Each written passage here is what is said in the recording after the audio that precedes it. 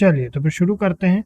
तो फिर DU LLB का जो एंट्रेंस है उसके लिए बुक रिकमेंडेशन के लिए कुछ हमारे स्टूडेंट यहाँ पर थे, उसके प्रिपरेशन कर रहे हैं, तो उनके लिए हमने एक छोटा सा यहाँ पे वीडियो आप लोगों के लिए भी बना दिया, और उनके लिए भी जो बुक्स हमें अच्छी लगी, इसमें से जो बुक्स हमें ऐसा लगता है कि आपकी प्रिपरेशन में हेल्प करेंगी, उसकी लिस्ट आप लोगों के लिए यहाँ पे लाए हैं। तो सबसे पहले 4 भाग में बटा होता है, ठीक है। इंग्लिश लैंग्वेज कॉम्प्रिहेंशन है, जनरल नॉलेज और करंट अफेयर्स हैं उसमें, फिर लॉजिकल रीजनिंग है, then there is legal aptitude and awareness, ठीक है, और कंप्यूटर बेसिक्स, ठीक है। सो ये बेसिकली क्या है ना, ऐसे 4 भाग में बटा होता है, बट स्टिल हमने इसको आप लोगों के लिए यहाँ पे जो जो टॉपिक्स पे पूछा जाएगा उसके रिलेटेड आपके लिए बना दिया है। एग्जाम का फॉर्मेट क्या होता है एग्जामिनेशन का, आई होप आप लोगों ने उसके बारे में पढ़ लिया होगा।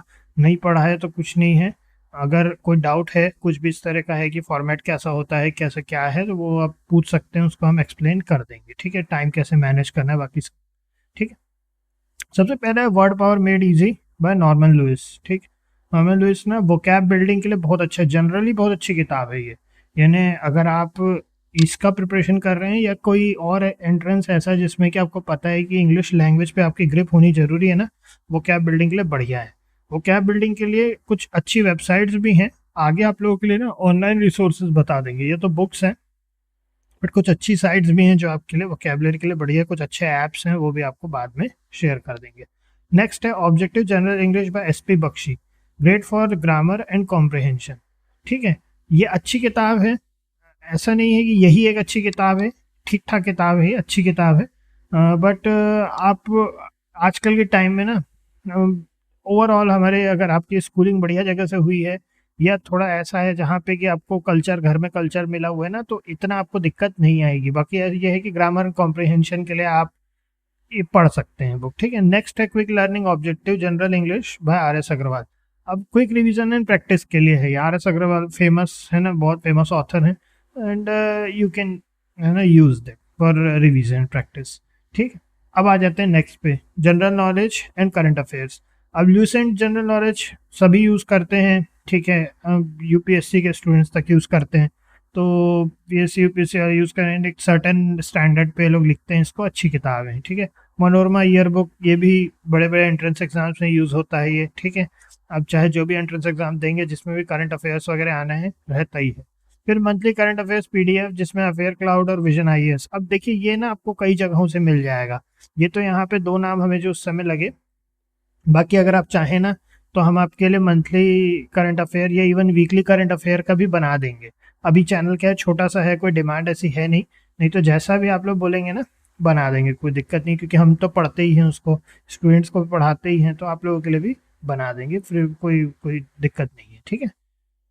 Logical reasoning important part, analytical reasoning by MK Pandey, बहुत बढ़िया किताब है ये, हमारे ओपिनियन में one of the best logical reasoning किताब, ठीक है। MK पांडे जी के द्वारा लिखी गई है, अच्छी किताब है।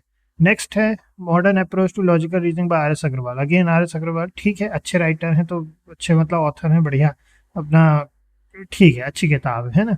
नेक्स्ट है universal logical reasoning by Jain Prateek.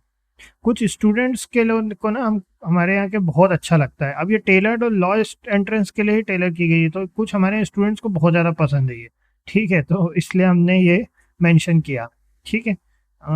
Next है अब legal aptitude and awareness. Legal aptitude and awareness में legal aptitude for CLAT and other law entrance examination by Bhardwaj, ठीक है।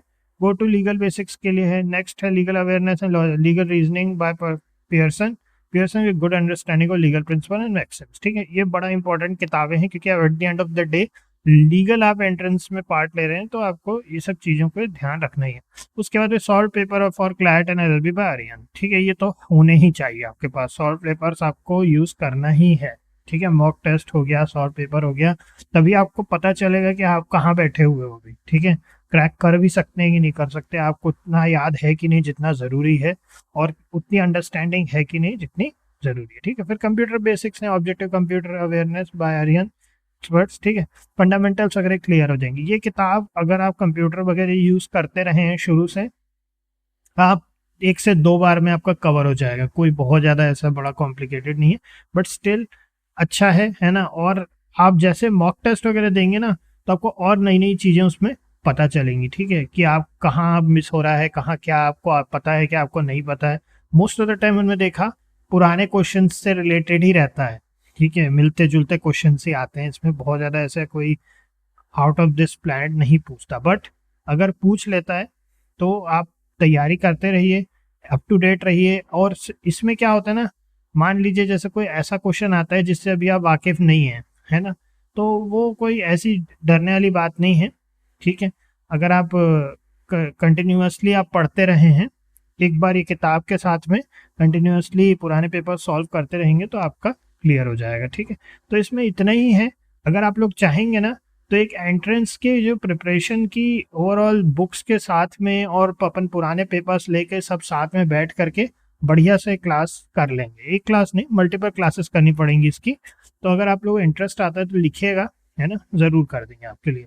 आपको कहीं जाने की ज़रूरत नहीं है, बस एक बार बैठिए, अपना चाय कॉफ़ी लेके जो भी लेके बैठते हैं, ठीक है, थोड़ा बहुत कुछ खाने का लेके बैठ जाइए क्योंकि लंबी क्लास रहेगी, है ना, ईमानदारी की बात ये है, ठीक है। सो इतना ही है इसमें, फिर नेक्स्ट मिलते हैं फिर आप लोगों से। ओके।